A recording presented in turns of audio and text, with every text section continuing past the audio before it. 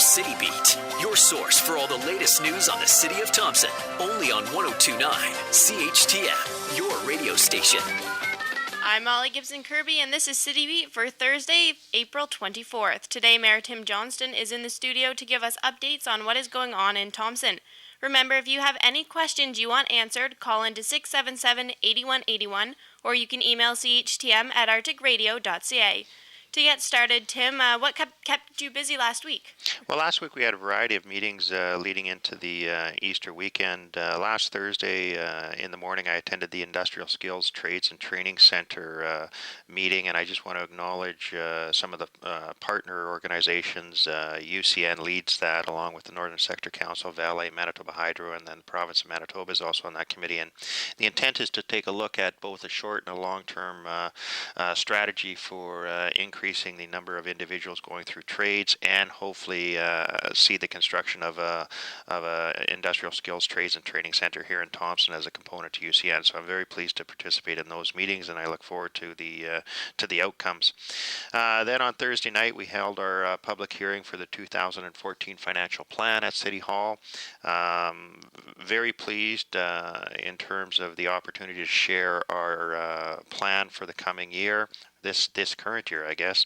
And as I said at the meeting, there's three things that really strike me that I'm happy about this plan. First, it continues the investment in our community because we do have a long-term strategy in terms of where Thompson is going, and we need to continue to invest.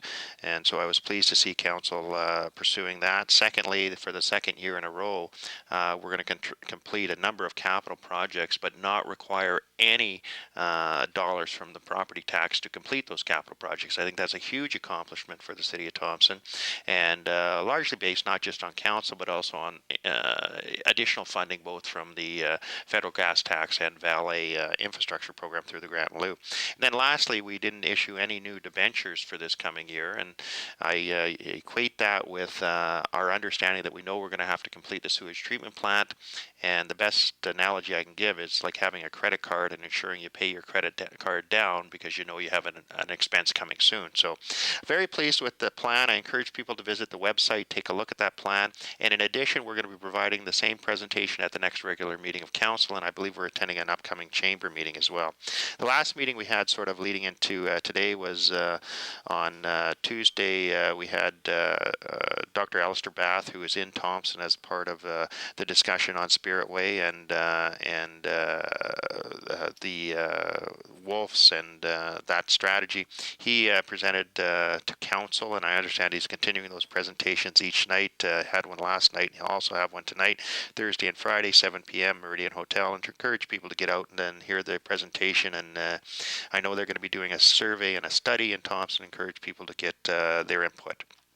Lastly, I guess the big one for us is that we continue with some of the issues in terms of the weather changing. We had some real nice weather. Unfortunately, it's turned a little cold, but it's going to get warm again. So the potholes are the big issue in Thompson. I hear an awful lot about it. We had our crews out for 2 days, filled a number of the large ones, and it'll be an ongoing issue because the streets are still wet, so it's always a challenge. They'll wash out fairly quickly, but encourage people to drive safely in and around potholes.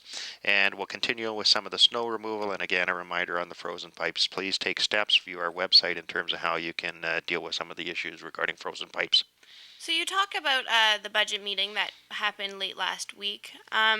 It was a public inquiry, and only 6 people from the public actually showed up to take part in the meeting. Are you happy with the turnout?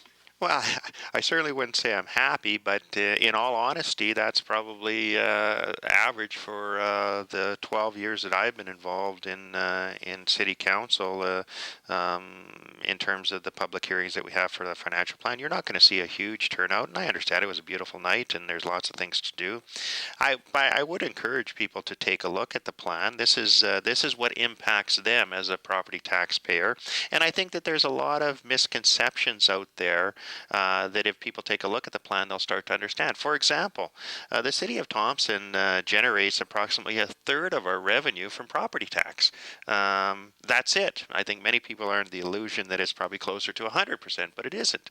And for example, another thing on the expenses, 1/3 of our expenses go to protective services, and largely the cost of public safety. So I think that there's some things that we use the financial plan, one, to outline the strategy and the objectives that we as a council have, and I'm very pleased that it's a long-term approach that we've used on the financial plan. And the second one, I think, is that it's an opportunity to educate and have people understand what the priorities and what we're doing. So encourage people to take a look at it, but I fully understand that people, some people are into it more than others, and I appreciate when people come out. I would just encourage people to view it, and whether or not they attend the meeting, but just to have a better understanding, and that's why we're going to continue to provide opportunities to educate people on what it is. And again, I always encourage people, you don't necessarily have to show up to a public meeting, but if you do have questions or comments, share them with your council members, share them with our administration. I always say that I always enjoy talking about Thompson, and I enjoy talking about and I'm never shy of a debate in terms of other people's opinions.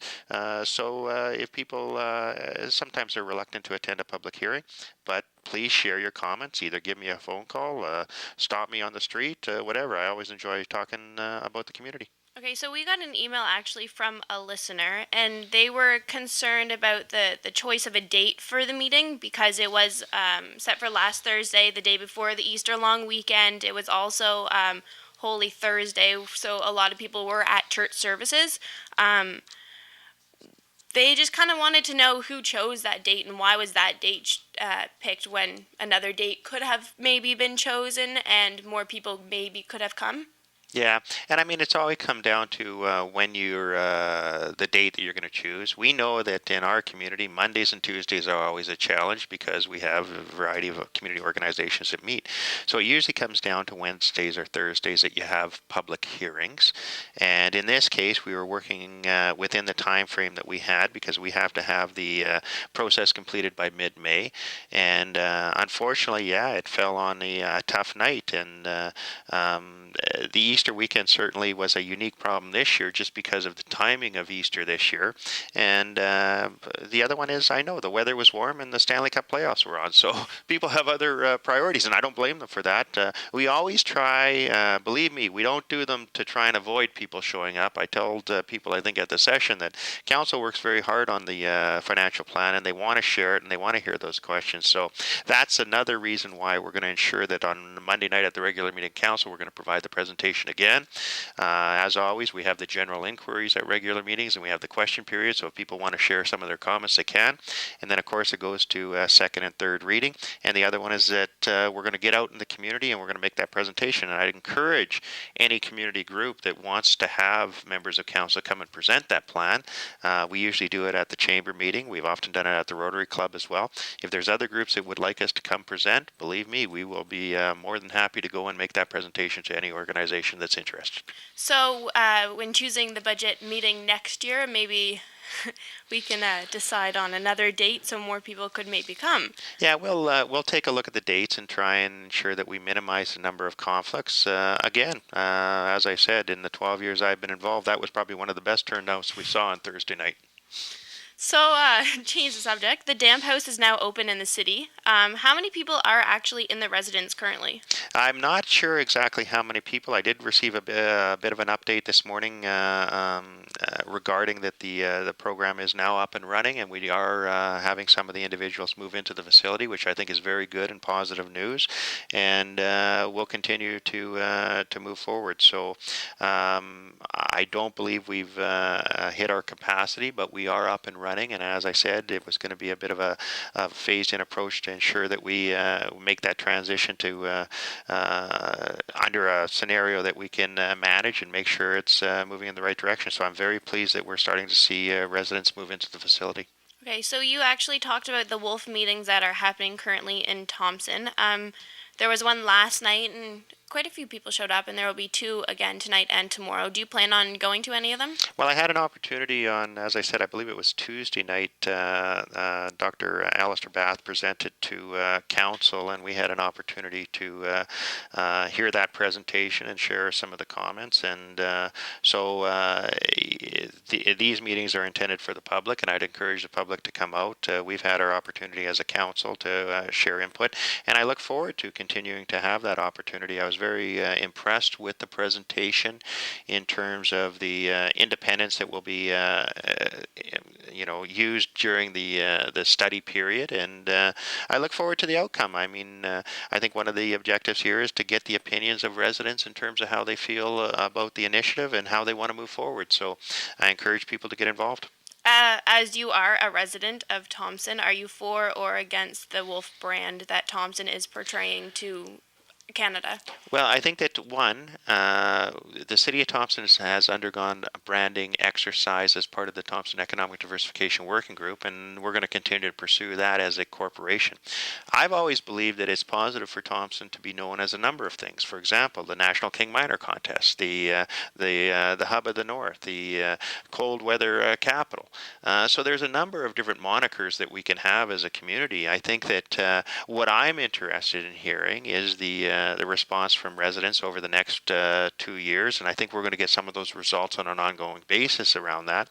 But I think that all of those things form that image or that opinion of our community. And I think that the more we can get people seeing the positive things in the community in a variety of different areas, the better it is for the community. So I'm going to hold my judgment, and let's see what the public says. I am absolutely supportive of the branding exercise that we've undergone through the TEDWIG process, and I look forward to the discussion that's going to take place in the community regarding whether it's this issue or any other brand or image that we want to present. The key for me is that we have got to start shaping opinions of our community around positive initiatives, because there's so many of them happening, as opposed to sometimes the negative images that are cast about this community, largely by outside interests or by statistics that we don't often get a chance to challenge. Yeah, Alistair actually was talking in chamber about when you Google Thompson, what is shown up, and one of the top Google searches is the statistic of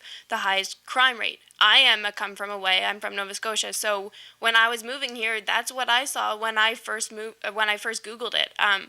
How can we change that? How, as mayor, are you wanting to change that so more people from away are willing to come here and not see it as a crime capital? Yeah. Well, there's two things. I think first off, we have had an opportunity through our communications department, and one of the budget initiatives is a full-time communications director, to contact Wikipedia and actually change some of that description of our community, and they were prepared to do that because we wanted to send that message. So that's one. We have to craft the message. All too often, we've allowed others to form that message. So we have to do that. More importantly, we have to address the real root causes and ensure people have an understanding. If you talk to most Thompsonites, I think they have an understanding of the crime severity index. I think we've done that education over the last little while. So I think part of it's education. I think part of it is the messaging that we send, and most importantly is addressing those root causes that are creating that image of Thompson. And I think we've had a tremendous success over the last 3 to 5 years on changing those things. And we've seen a marked improvement in terms of the crime severity index. I'm very interested in seeing the results this August, because I think it will start to reflect some of those programs we put into place. We just had Money Sense magazine come out and say that the city of Thompson has improved. I think we're 121 of the best places to live in Canada. But unfortunately, we don't often share that information. It's the negative headlines that get it. And we've got to start really crafting our message and quit focusing on the negative. It's too easy to do that, and it's absolutely disruptive to this community. So we're going to continue to be positive, and we're going to continue to put the resources into addressing the real root causes that we have, because at the end of the day, that's what we want to change. Okay, so there's actually a positive thing happening in Thompson this year. It's happening on June 28th. We'll actually be having our own Pride Festival. What can you tell me about that, or our listeners? Well, I think this is, again, it's a great initiative, and I'm very pleased to, as behalf of the mayor and the city of Thompson, to lend our support to the initiative. I think it reflects, again, who and what we are as a community and the message that we want to convey. And I've had nothing but very positive responses, and I think it's just another great example, and it falls within what I always like to refer as I think it's actually 11 or 12 days of celebration. I always say the 10 days of celebration that we have in Thompson, which is unique. We kick it off with the Nickel Days, National King Miner Contest, National Aboriginal Day, and we conclude it usually with the Canada Day. Well, now we're going to have the Pride event there as well, and I just think, again, that reflects sort of that summer festival and the positive. And I've always said one of the great things about Thompson is there's so many different opportunities and that celebrate different segments of lifestyle in Thompson, and that's what we want to continue to do. All right, Tim. Well, I'm going to give you some time to give your listeners your last thoughts because we've actually run out of time today. Well, just a couple quick things. It's going to be another very busy weekend this weekend, and in the upcoming, hopefully the weather is going to improve a little bit on the weekend, and so that's great, and it looks like a real good weekend or real good week in terms of weather. So encourage people to take safety in around the roads because of the potholes and some of the other issues. Our crews are out on the street, so please ensure safe operations. A couple other things. We've got the Relay for Life, April 26th. Encourage people to get out, support that absolutely great cause. I want to thank all the volunteers that are involved in making that a reality. Thompson is one of the leaders in terms of the Relay for Life, and I think that's something we should all be very proud of. Also, April 26th, the YWCA Women of Distinction. I want to congratulate all the nominees. I want to thank the YWCA for this, putting this forward. It really celebrates the tremendous contribution and the role that our women of distinction play in this community, and I always say I'm very proud we are a council that has a majority of women. I think that reflects very well. Also, I want to note that April 28th, the United Steelworkers will be holding the National Day of Mourning, and I encourage people to get out and take in this event. I think it's a very important event, and it's an understanding of the environment that our community is based on.